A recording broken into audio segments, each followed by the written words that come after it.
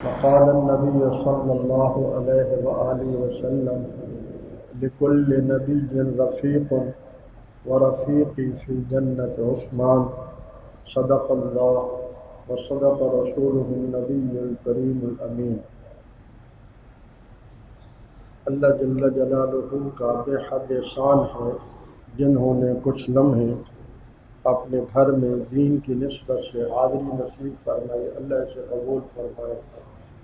اللہ تعالی حق ساتھ کہتے سنتے عمل اور دعوت کی توفیق عطا فرمائے۔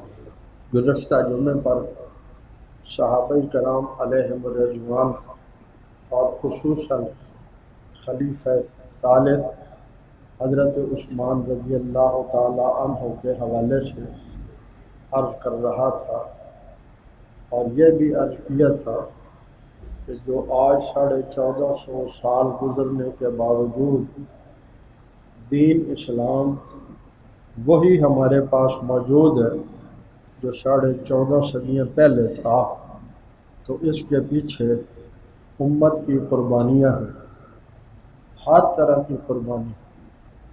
جب سے امت نے اس قربانی کے تسلسل کو چھوڑا ہے تو امت پستی میں چلی گئی ہے۔ ان اکابر کا، بزرگوں کا کے احوال کو بیان کرنے کا مقصد یہ ہوتا ہے ہم پھر سے اپنے بڑوں کے راستے پر چلنے کا عزم لے کر نئے سرے سے ایک عزم سے دین اسلام کی اشاعت، حفاظت، غلبے کے لیے محنت میں لگ جائے، مگر نماز سننا سنانا تو کوئی مقصود نہیں ہے۔ مقصود یہ ہوتا ہے کہ ہم بھی ان اللہ کے محبوب بندوں کی طرح قربانی دینے والے بن جائیں۔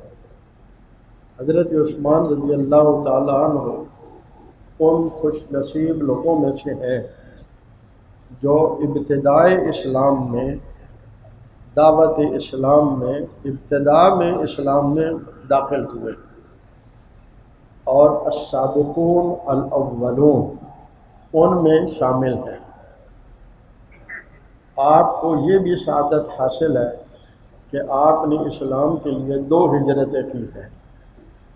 پہلی ہجرت حبشہ کی طرف کی تھی اور دوسری ہجرت مدینہ طیبہ کی طرف کی۔ آپ ان خوش نصیب لوگوں میں سے ہیں جنہیں تاریخ اسلام میں ایک ایسی عظیم عزت حاصل ہے جو پوری دنیا میں نہ پہلے کسی کو حاصل ہوئی، پھر تو ہو ہی نہیں سکتی تھی، کہ نبی کی 2 بیٹیاں یکے بعد دیگرے ان کے نکاح میں آئیں۔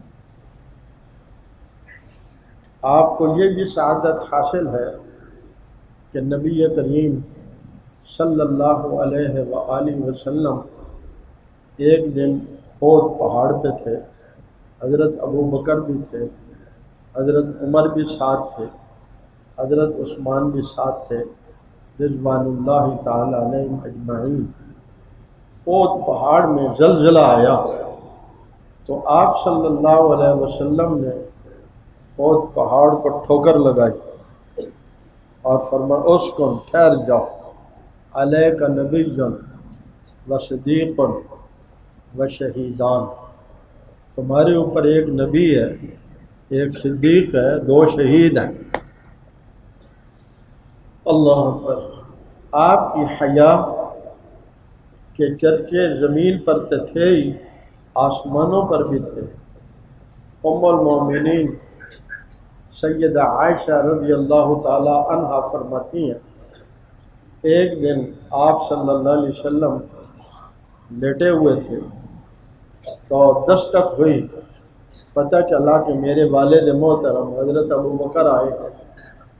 آپ نے اجازت دی، انہوں نے کوئی بات کرنی تھی وہ کی اور وہ چلے گئے۔ پھر دستک ہوئی، پتہ چلا حضرت عمر ہیں، تو حضرت عمر بھی آئے اور اپنی بات چیت کی اور چلے گئے۔ پھر دستک ہوئی تو اجازت مانگی گئی تو آپ نے روک دیا، اٹھ کے بیٹھے، آپ نے اپنے کپڑوں کو درست کیا، صرف اتنا تھا کہ آپ کی پنڈلی جو ہے اس سے کپڑا ہٹا ہوا تھا۔ آپ نے درست کرنے کے بعد اجازت دی، اور وہ حضرت عثمان تھے۔ جب حضرت عثمان چلے گئے تو میں نے پوچھا کہ اللہ کے نبی، آپ نے عجیب بات کی، میرے والد حضرت ابو بکر جو ہیں وہ تو سسر ہیں حضور کے، حضرت عمر بھی سسر ہیں، میرے والد آئے تو آپ اسی طرح لیٹے رہے اور آپ نے روکا نہیں ہے، اسی حالت میں ملاقات کر لی۔ حضرت عمر آئے تو ان سے بھی اسی حالت میں ملاقات کر لی۔ جب عثمان آئے تو آپ نے کپڑوں کی اصلاح کی اور پھر اجازت دی، فرمایا اچھا اس سے میں کیوں نہ حیا کروں جس سے اللہ کے فرشتے بھی حیا کرتے۔ اللہ ہمیں بھی اور ساری امت کو حیا نصیب فرمائے۔ نبی کریم صلی اللہ علیہ وسلم نے فرمایا الحیاء من الایمان، حیا ایمان کا حصہ ہے، حیا بھی ایمان کا حصہ ہے۔ کفر جو ہمارے ہاں محنت کرتا ہے وہ سب سے پہلے ہماری حیا پر حملہ کرتا ہے۔ جب کسی کی حیا ختم ہو جاتی ہے یا کم ہو جاتی ہے تو اسی درجے کا اس کا ایمان بھی کم ہو جاتا ہے، یعنی اس کے اندر اللہ کے احکامات کی پاسداری رکھنے کا خیال بھی کم ہو جاتا ہے۔ تو اللہ امت میں حیا کو پھر سے زندہ فرما دے۔ اب تو بے حیائی کی دعوت ہو رہی ہے کلمے کے نام پر بننے والے ملک میں، اور امت بے بس ہے، مجبور ہے کہ اتنے بڑے ظلم کو، اتنے بڑے جرم کو وہ ہاتھ سے روک نہیں سکتے، کیونکہ ملکی قانون ایسے ظالموں کو بھی تحفظ دیتا ہے۔ اللہ تبارک و تعالی ہمیں وہ جو اصل ریاست مدینہ ہے وہ نصیب فرمائے۔ میں عرض کر رہا تھا حضرت عثمان رضی اللہ تعالی عنہ کو اللہ نے بہت سی عزت سے نوازا ہے۔ بخاری شریف اور مسلم شریف میں حضرت ابو موسیٰ اشعری رضی اللہ تعالی عنہ سے روایت ہے کہ میں اور رسول پاک صلی اللہ علیہ وسلم ایک باغ میں گئے اور اس کی ہم نے کنڈی لگا دی، تو آپ صلی اللہ علیہ وسلم نے تھوڑی دیر کے بعد آواز سنی کہ دستک دی، کہا جاؤ دروازہ کھول بھی دو اور جو آیا ہے اسے جنت کی خوشخبری سنا دو۔ میں نے دروازہ کھولا تو حضرت ابو بکر تھے، میں نے انہیں جنت کی خوشخبری سنائی، انہوں نے اللہ کی حمد و ثنا بیان کی اور آ کر حضور کی خدمت میں بیٹھ گئے۔ تھوڑی دیر میں پھر دستک ہوئی تو نبی کریم صلی اللہ علیہ وسلم نے فرمایا جاؤ دروازہ کھولو اور اسے بھی جنت کی خوشخبری دے دو۔ میں نے دروازہ کھولا تو عمر فاروق تھے رضی اللہ تعالیٰ عنہ، میں نے انہیں بھی حضور کی یہ بات سنائی، انہوں نے بھی اللہ کی حمد و ثنا کی اور حضور کی خدمت میں آ کے بیٹھ گئے۔ تیسری بار دستک ہوئی تو آپ صلی اللہ علیہ وسلم نے فرمایا جاؤ دروازہ کھولو اور اس کو بھی جنت کی خوشخبری سنا دو، انہیں بھی جنت کی خوشخبری سنا دو۔ میں نے دروازہ کھولا تو حضرت عثمان تھے رضی اللہ تعالیٰ عنہ، انہیں بھی جنت کی خوشخبری سنائی، انہوں نے بھی اللہ کی حمد و ثنا بیان کی اور حضور کی خدمت میں آ کر بیٹھ گئے۔ اللہ اکبر۔ تو میرے بھائیوں، جنہیں اللہ رب العالمین نے جنت کی خوشخبری سنائی ہو، جنہیں وحی والی زبان رسول اللہ صلی اللہ علیہ وآلہ وسلم نے خوشخبری سنائی ہو، تو وہ کتنے خوش نصیب لوگ ہیں۔ لوگ آپ کو تاریخ کی کتابوں کے حوالے دے کر کچھ باتیں اعتراضات سنائیں گے، تو اس پر میں آپ کو مختصر سی ایک بات سنا دیتا ہوں۔ ایک بار کسی نے صحابہ کرام علیہ رضوان کے اوپر کسی صحابی سے یہ غلطی ہو گئی حاتب بن بلتع رضی اللہ تعالیٰ کی بات ہے۔ اور اسی طرح جب شراب حرام نہیں تھی تو کسی نے شراب پی، اور مختلف، کیونکہ صحابہ کرام فرشتے نہیں تھے، ہماری طرح کے انسان تھے اور حضور کی تربیت میں تھے۔ دوران تربیت شاگرد سے کوتاہی ہوتی رہتی ہیں، پھر جب شاگرد بڑا ہو جاتا ہے تو پھر اس کی خوبیاں شمار کی جاتی ہیں، تو اس کی وہ چھوٹی عمر کی دوران تربیت کی خامیوں کو نہیں دہرایا جاتا ہے۔ اس پر ایک کتاب لکھی کسی نے، صحابہ ایسے بھی تھے، ایسے بھی صحابہ تھے، ایسے حضرت علامہ خالد محمود صاحب رحمۃ اللہ تعالیٰ علیہ اکٹھے تھے، فرمانے لگے شاہ درے جانا ہے، تو وہاں وہ کتاب لکھنے والے بھی شاہ درے کے علاقے کے تھے صاحب۔ تو حضرت نے پوچھا یہ بتاؤ تمہارے یہاں مدرسہ ہے؟ انہوں نے کہا جی ہے۔ طالب علم پڑھتے ہیں؟ جی پڑھتے ہیں۔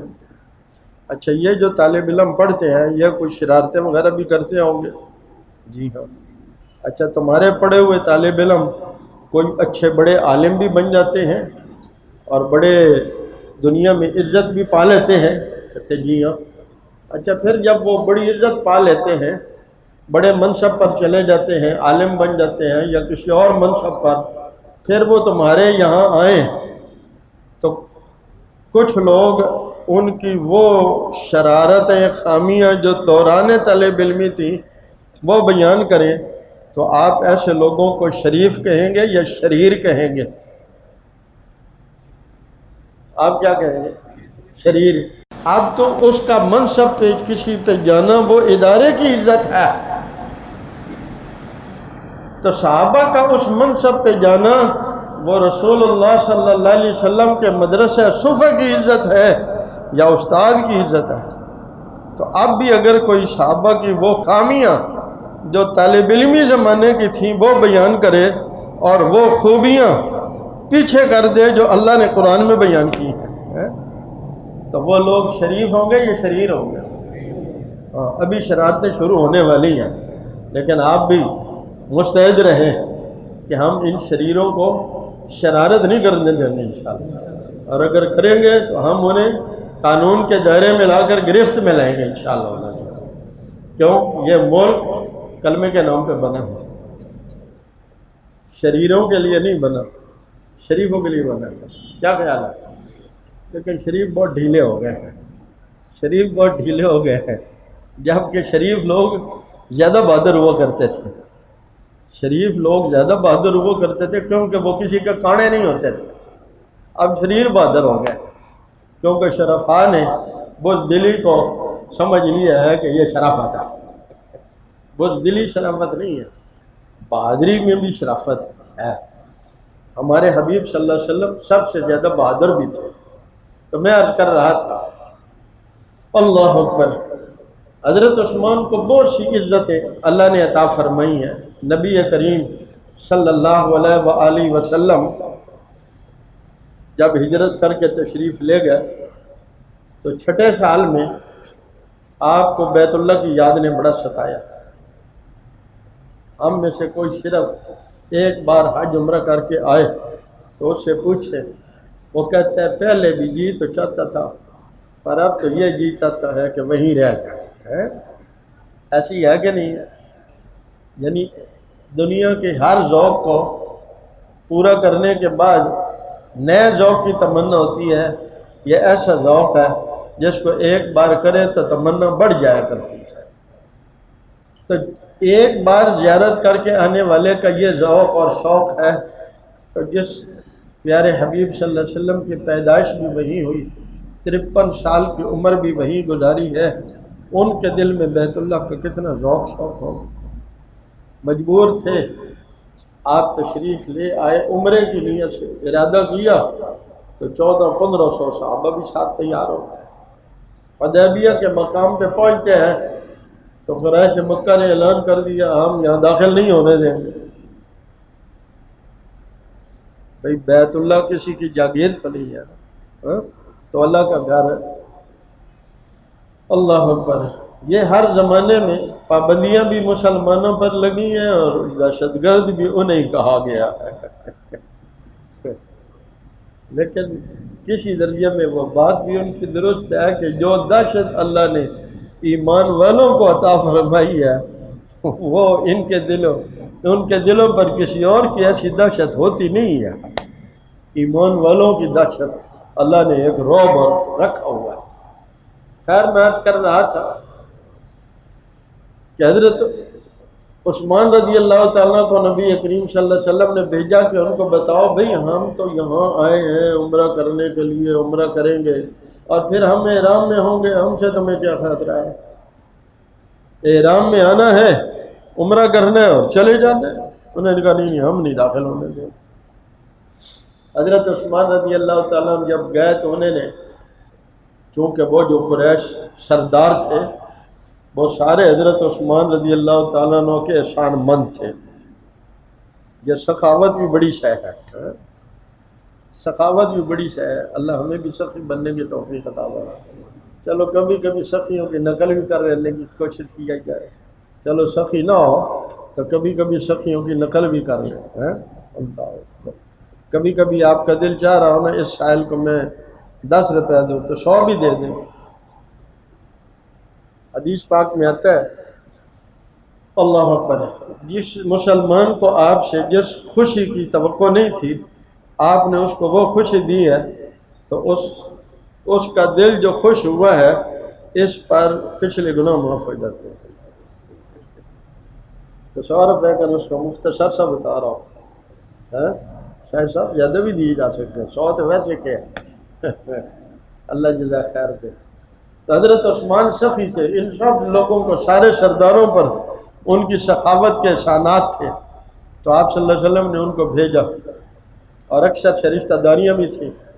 انہوں نے کہا عثمان مذاکرات بعد میں کریں گے، تم پہلے احرام باندھا ہوا ہے۔ جن لوگوں نے احرام باندھا ہوا وہ جانتے ہیں کہ بندے پر پابندیاں لگی ہوتی ہیں اور جی چاہتا ہے جلدی سے احرام عمرہ مکمل کر کے احرام سے باہر آ جاؤں، اور یہ تو پھر اس طرح نہیں آئے تھے ہماری طرح جیسے جہاز میں بیٹھے چند گھنٹے میں پہنچ گئے۔ 8 دن تو پیدل چل کے آئے ہوئے تھے، کوئی سواری میں بیٹھ گیا کبھی پیدل چل لیا، 8 دن کا سفر کر کے آئے ہوئے تھے۔ اللہ اکبر۔ تو انہوں نے کہا آپ عمرہ ادا کر لیں پھر مذاکرات کرتے ہیں۔ اللہ اکبر، یہ ہے میرے پیاروں عشق، یہ ہے محبت۔ ہمارے پاس صرف دعوے ہیں۔ کہا مصطفیٰ کریم نہ ہو اور میں عمرہ کر لوں۔ جملہ سنو، مصطفیٰ کریم نہ ہو اور میں عمرہ کر لوں۔ عمرے کے لیے تو ان کے ساتھ آئے تھے، ان کو اس سے بڑا غصہ آیا تو انہوں نے حضرت عثمان کو کچھ دیر کے لیے قید کر لیا۔ ادھر رسول اللہ صلی اللہ علیہ وسلم کو خبر دی گئی کیونکہ دیر ہو گئی تھی واپسی میں کہ عثمان شہید ہو گئے۔ نبی کریم صلی اللہ علیہ وسلم کو بھی صحابہ کو بڑا غصہ آیا کہ ہم نے بندہ مذاکرات کے لیے بھیجا ہے، تمہاری نہیں بات چلتی، واپس بھیج دو بندے کو، بس شہید کرنے کا کیا مطلب ہے؟ تو صحابہ میں ایک جوش تھا اور رسول اللہ صلی اللہ علیہ وسلم کو بھی غصہ تھا۔ تو آپ صلی اللہ علیہ وسلم نے پوچھا کیا خیال ہے؟ صاحب نے کہا ہم بدلہ لیں گے، بے شک ہم نہتے ہیں لیکن ہم یوں نہیں ٹلیں گے۔ آپ پیغمبر علیہ السلام نے فرمایا اچھا پھر موت تک لڑنے کے لیے میرے ہاتھ پر بیعت کرو، موت تک لڑو گے، پیچھے نہیں ہٹو گے، قربان جائیں۔ ان ہتھوں نے ایک درخت کے نیچے رسول اللہ بیٹھے ہوئے ہیں اور حضور کے ہاتھ پر آ کر ہاتھ رکھتے ہیں اور عہد کرتے ہیں موت تک لڑوں گا، پیچھے نہیں ہٹوں گا۔ دوسرا آ جاتا ہے، تیسرا آ جاتا ہے، چوتھا آ جاتا ہے۔ 1500 صحابہ نے حضور کے ہاتھ پر بیعت کی۔ اس کو بیعت جہاد کہتے ہیں۔ کیا کہتے ہیں؟ جہاد نہیں ہے، نہ لینا تو گناہ نہیں کہ نہیں ہے۔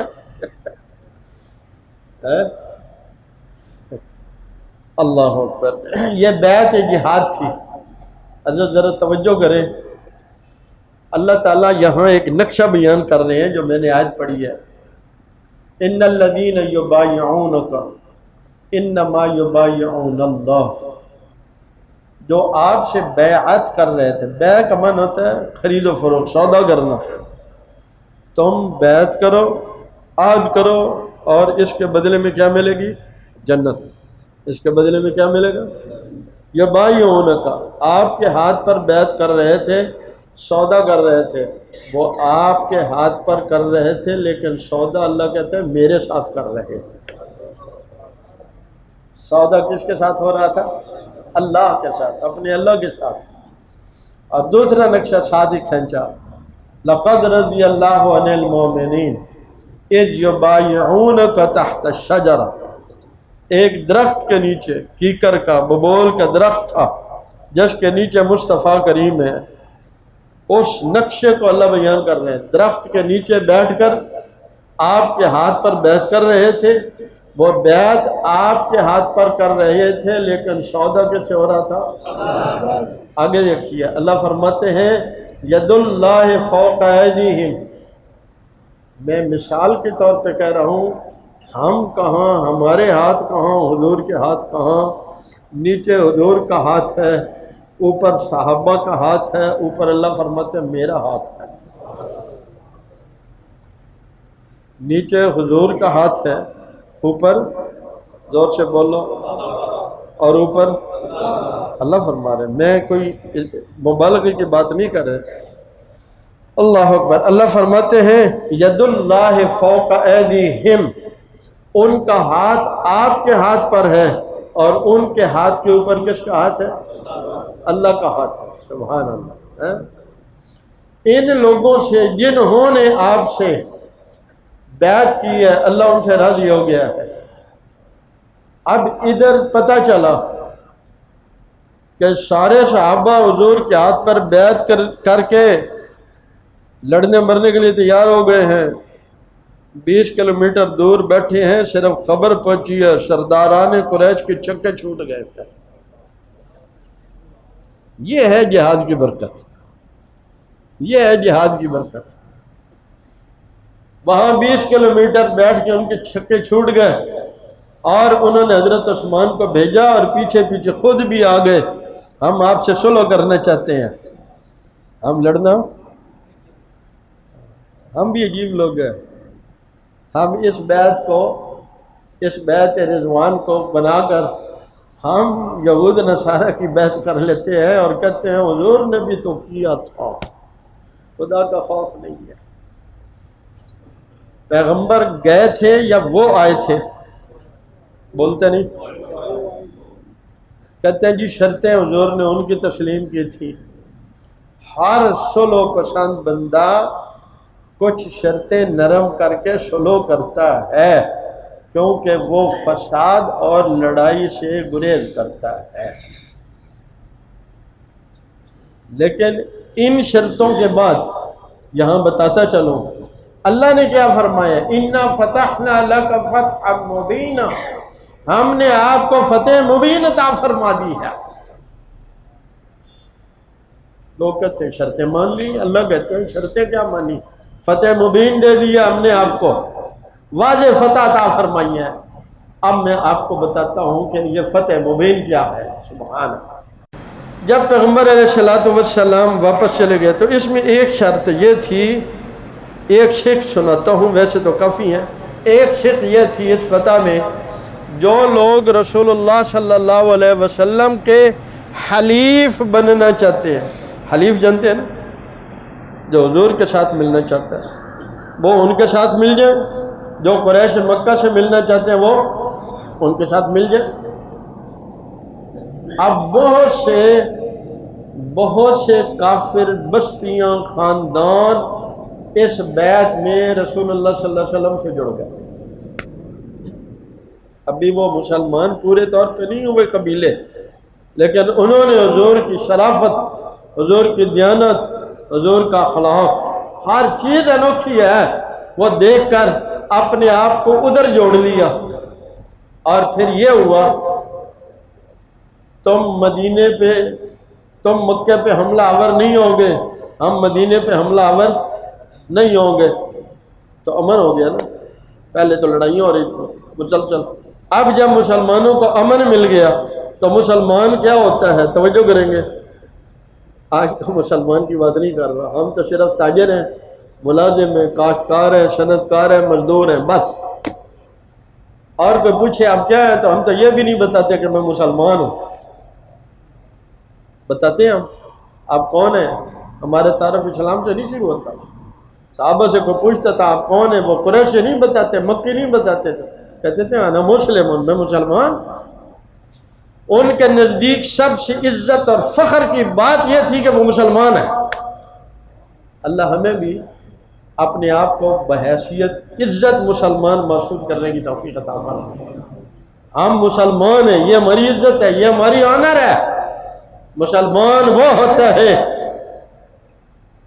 مسلمان وہ ہوتا ہے جس کے ہاتھ کے نیچے مصطفیٰ کا ہاتھ ہے، ہاتھ کے اوپر اللہ کا ہاتھ ہے۔ اللہ اکبر۔ آپ سے بھی اگر ہماری فوج کہے کہ بھئی ہم تھوڑے ہیں تم سارے جہاد کے لیے تیار ہو جاؤ، تو آپ تیار ہو جائیں گے کہ نہیں ہو جائیں گے؟ ہاتھ کھڑے کر کے انشاءاللہ۔ ہاں انشاءاللہ فوج تو اگر 7-8 لاکھ ہے تو یہ کروڑوں مسلمان اپنے نبی کی یہ سنت جہاد کے لیے تیار ہیں۔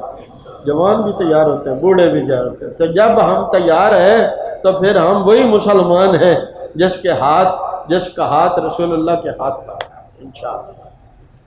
اللہ اکبر۔ تو میں عرض کر رہا تھا میرے پیاروں، کیا مسلمان کی شان ہے۔ آج مسلمان اپنی شان بھول گیا، مسلمان اپنا مقام بھول گیا۔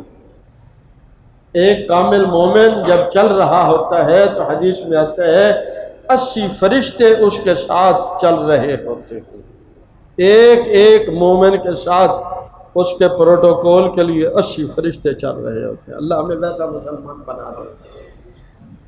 اور پھر وقت کیا آیا جب حضرت عثمان رضی اللہ تعالیٰ عنہ پر مسجد بند کر دی گئی۔ یا ایک حدیث سناتا چلو، نبی کریم صلی اللہ علیہ وسلم نے فرمایا عثمان اللہ تمہیں ایک عزت کا جوڑا پہنائیں گے، لوگ کہیں گے اس کو اتار دو، تم نے اتارنا نہیں ہے، تم نے اسے اتارنا نہیں ہے۔ وہ عزت کا جوڑا کیا تھا؟ وہ عزت کا جوڑا خلافت تھی۔ مخالفین نے کہا آپ خلافت سے دستبردار ہو جائیں، انہوں نے کہا حضور صلی اللہ علیہ وسلم کی مجھے وصیت ہے۔ پھر صحابہ نے کہا کہ پھر ہمیں اجازت دیں، ہم ان کو سیدھا کر دیں۔ کہا مجھے شرم آتی ہے میرے لیے رسول اللہ کے شہر میں خون ریزی ہو، میری جان کے تحفظ کے لیے رسول اللہ کے شہر میں خون ریزی ہو، مجھے اس سے شرم آتی ہے۔ کیا حضور کا احترام ہے، کیا رسول اللہ کے شہر کا احترام ہے۔ میری جان چلی جائے، میں اپنی جان کے لیے حضور کے شہر میں خون ریزی کراؤں، مجھے سے شرم آتی ہے۔ اللہ اکبر۔ حضرت عثمان نے آخری وقت میں ایک خطبہ دیا، وہ سناتا ہوں، بات کو ختم کرتے ہیں۔ شروع میں نے کہا حضور نے فرمایا جنت میں ہر بندے کا ہر نبی کا ایک ساتھی ہوگا، رفیق۔ عتیق صاحب رفیق ہوگا، ہر نبی کا ایک رفیق ہوگا۔ اور فرمایا میرا رفیق کون ہوگا؟ حضرت عثمان ہوگا، حضرت عثمان ہوں گے رضی اللہ تعالیٰ عنہ۔ نبی کریم صلی اللہ علیہ وسلم نے تبوک کے لیے، غزوہ تبوک کے لیے چندہ مانگا، جہاد کے لیے کیا حضور نے چندہ مانگا، کیا کیا؟ چندہ مانگا۔ اب تو دہشت گردی ہے نا بھائی، جہاد کے لیے، جہاد پر تقریر کرنا بھی دہشت گردی ہے، اس لیے ہم بھی ڈر ڈر کے بول رہے ہیں کہ کہیں دہشت گرد نہ قرار دے دیا جائے۔ اللہ اکبر۔ پیغمبر علیہ الصلوۃ والسلام جو سارے نبیوں کے امام ہیں، جن کو رب نے کہا محبوب میں احد پہاڑ کو سونے کا بنا دوں، کہا نہیں، چندہ مانگ لوں گا اپنے ساتھیوں سے، احد پہاڑ سونے کا نہیں بنواؤں گا۔ چندہ مانگا اور حال یہ تھا، صحابہ کہتے ہیں گھروں میں کھانے کو کچھ نہیں تھا، حضور نے کہا چلو جہاد میں چلیں۔ سواریاں نہیں تھیں اور خرچ نہیں تھا، حضور ترغیب دے رہے ہیں۔ حضرت عثمان کھڑے ہوئے، 100 اونٹ کجاوے اور نکیل سمیت دوں گا۔ پھر حضور ترغیب دے رہے ہیں، وہ کھسک کے دوسری جگہ ہو گیا، وہاں سے کھڑے ہو کر کہتے ہیں 100 اونٹ کجاوے سمیت دوں گا۔ کھسک کے تیسری جگہ ہو گیا، پیغمبر علیہ الصلوۃ والسلام ابھی ضرورت پوری نہیں ہے اور ترغیب دے رہے ہیں۔ اللہ کے لیے چندہ مانگنا حضور کی سنت ہے، اپنے لیے مانگنا عیب ہے، یہ نقطہ سمجھ لیں۔ اللہ کے لیے چندہ مانگنا حضور کی اور اپنے لیے مانگنا عیب ہے۔ اللہ ہمیں عیب سے بچائیں اور سنت کو عیب سمجھنے سے بھی بچائیں۔ مجھے ایک ساتھی کہنے لگا آپ مسجد میں چندہ مانگتے ہیں، میں نے کہا تمہارے لیے مانگتا ہوں، مگر نہ کبھی مجھے دیکھا مانگتے ہوئے، میں تو مسجد سے تنخواہ بھی نہیں لیتا، کوئی مراعات نہیں لیتا، تو پھر میں جب مانگتا ہوں تو میں ڈی گریڈ ہوتا ہوں نا، تو اپنے آپ کو ڈی گریڈ کرتا ہوں تمہارے نظر میں، تو کس کے لیے کرتا ہوں؟ اللہ کے لیے کرتا ہوں، اور یہ اللہ کے لیے حضور کی سنت ہے، نہ ہوتی تو میں بھی نہیں کرتا۔ عرض کر رہا تھا حضرت عثمان تیسری بار کھڑے ہو گئے، 100 اونٹ دوں گا کجاوے سمیت۔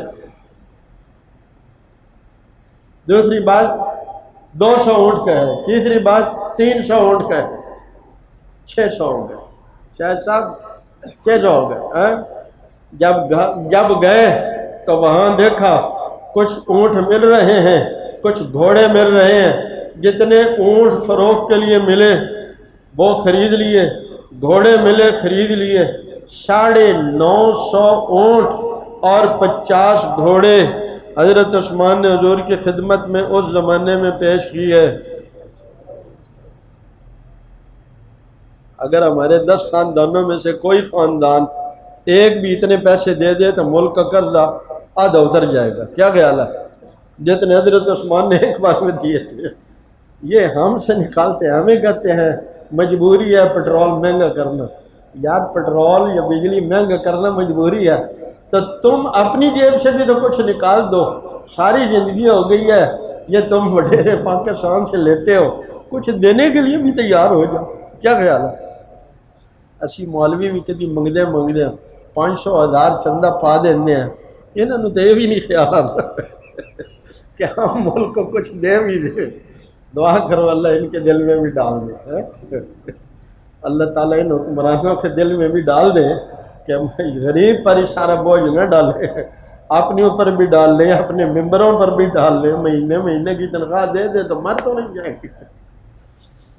حضرت عثمان نے 950 اونٹ اور 50، پھر گھر گئے، دیکھا سونے کے درہم بھی پڑے ہوئے۔ احمد حسن صاحب سونے کے درہم، کاغذ دے ڈالر نہیں، جتنے پڑے ہوئے تھے وہ 1000 کے قریب تھے، وہ بھی اٹھا کے لیا۔ کتنے ہوں گے؟ اگر اے خاندان ان نہیں دے چھڑ دعا کرو دے دیں، آمین تو کہہ دو یار۔ ہاں اللہ دل پھیر سکتے ہیں، پتہ نہیں کس کا دل پھر جائے اور ان غریبوں پر کوئی سہولت آ جائے۔ آپ دیکھتے نہیں ہیں، اللہ کی قسم ایسے لوگ ملنے آتے ہیں، کہتے ہیں 6 مہینے ہوں گے بجلی کٹوائی ہوئی ہے، بل نہ ہونے کی وجہ سے۔ ایک بندہ ملا اس کا 1 سال سے میٹر کٹا ہوا، 1 سال سے میٹر کٹا ہوا ہے، بجلی بحال کرانے کے لیے نہیں ہے۔ آپ جنت میں رہ رہے ہو اور ابھی بھی سمجھتے ہو کہ ہم غربت، یہ کفون ہے یا کہ آج گھر میں پکانے کے لیے آٹا بھی نہیں تھا۔ ایسے بھی لوگ زندگی گزار رہے ہیں۔ اللہ ہمیں ان غریبوں کی داد رسی کرنے کی توفیق عطا فرمائے۔ سادگی اختیار کرو، سادگی اختیار کرو، اخراجات کو کم کرو، اپنے بیوی بچوں کو سمجھاؤ اور اپنے آس پاس میں ان غریبوں پر نظر رکھو۔ کتنے آپ کو ملیں گے جس کا میٹر کٹا پڑا ہے، کتنے آپ کو ملیں گے جس کے گھر میں پکانے کو کچھ نہیں ہے۔ اور حضرت عثمان رضی اللہ تعالیٰ عنہ کی بات سنا رہا ہوں، اتنے غنی تھے، ان کے چچا کے بیٹے جس چچا نے ان کو قبول اسلام کی وجہ سے قید کیا تھا، اس چچا کے بیٹے آئے، ہمارے گھر میں فقر فاقہ ہے، رشتہ داری کو یاد دلایا۔ عثمان نے اپنے بچی کو کہا ان کو فلاں جگہ سے 2.5 لاکھ درہم دے دو، یہ میری رشتہ دار ہے، انہوں نے جو کچھ کیا وہ ان کے ساتھ ہے، میرے حبیب نے مجھے کہا تھا رشتہ داریوں کو جوڑنا ہو، پھر ان کو کسی اور کے سامنے دامن نہ پھیلانا پڑے۔ حضرت عثمان رضی اللہ تعالیٰ عنہ کی بات سنا رہا تھا، علیہ السلام کی گود میں 1000 سونے کا درہم لا کے ڈال دیا، آپ یوں اٹھاتے تھے سکوں کو اور یوں پھینکتے تھے۔ ما ضر عثمان ما عمل بعد اليوم، عثمان نے جو کچھ کر دیا آج کے بعد جو مرضی کرے اسے کچھ نہیں ہوگا، یعنی جنت میں جانے میں اللہ کی رضا میں کوئی رکاوٹ نہیں ہے۔ حضور نے آنے والے وقت میں بھی کہا ان کے کسی عمل سے ان کو نقصان نہیں ہوگا۔ اخیر وقت میں کیا ہے، مسجد نبوی سے روک دیا گیا، وہ کنواں جو انہوں نے خرید کے، مدینے میں ایک ہی کنواں تھا میٹھے پانی کا، وہ خرید کر اس زمانے میں 70,000 درہم کا خرید کر مسلمانوں کے لیے وقف کیا، اس سے پانی پینے سے روک دیے گئے۔ وہ مسجد جو تنگ ہو گئی اس کی وسعت کے لیے زمین کے خرید کر کے دینے والے عثمان کو 2 رکعت مسجد میں نہیں پڑھنے دی جا رہی۔ آخری بات فرمائی، جو 2 باتیں سنا کر لوگوں سے کہا تمہیں پتہ ہونا چاہیے رسول اللہ صلی اللہ علیہ وسلم اور میں، حضرت ابوبکر عمر چاروں عہد پہاڑ پر تھے اور عہد پہاڑ میں زلزلہ آیا، میرے حبیب نے ٹھوکر لگا کر کہا اسکن یا صبیر، اے پہاڑ ٹھہر جاؤ، علیک نبی و صدیق و شہیدان، نبی ہے تمہارے اوپر، صدیق ہے، 2 شہید ہیں۔ اور پھر 3 بار فرمایا انا شہیدن انا شہیدن انا شہیدن، وہ شہید میں ہوں، وہ شہید میں ہوں، وہ شہید میں ہوں۔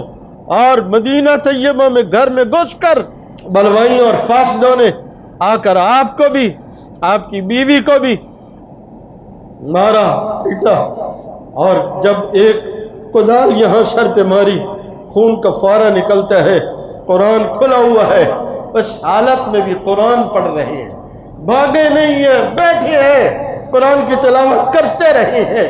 جب دیکھا کہ قرآن مجید پر خون گرا ہے، انہوں نے کسی نے بازو سے کسی سے پاؤں سے پکڑ کے گھسیٹا، ٹھڈے مارے، کہا مجھے مصطفیٰ کریم نے کہا تھا انت شہید، انت شہید، تو شہید ہے۔ میرے بھائیوں، یوں ہی اب تک یہ اسلام نہیں پہنچا، اس کے پیچھے بڑی قربانیاں ہیں۔ دعا کیے کرو اللہ ہمیں بھی دین اسلام کے لیے ہر طرح کی قربانی کا جذبہ نصیب فرمائے۔ زور سے آمین کہہ دو۔ وآخر دعوانا الحمدللہ۔